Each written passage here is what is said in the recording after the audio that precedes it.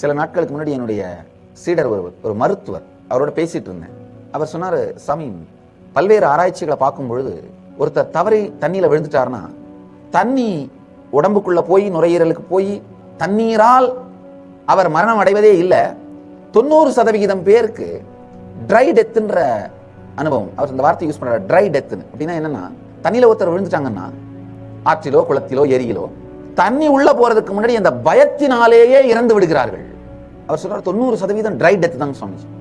அதே மாதிரி பாம்பு கடித்தவர்கள் பாய்சன் பிளட்டுக்குள்ள மிக்ஸ் ஆகிறதுக்கு முன்னாடியே கார்டியாக் அரெஸ்டா இறந்து போயிடுறாங்க.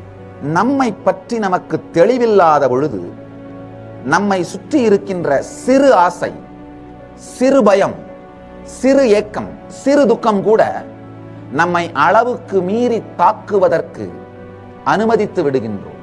ஒவ்வொரு தனி மனிதனும் தன்னை பற்றி தான் ஸ்திரமாக இருந்தாலே தன் சக்தி முழுவதும் சரியான போக்கிலே செலுத்தப்பட்டு தான் வேண்டும் என்கின்ற நினைப்பதை அடைந்து விடுகின்றார்கள், அதை உருவாக்கி கொள்ளுகின்றார்கள்.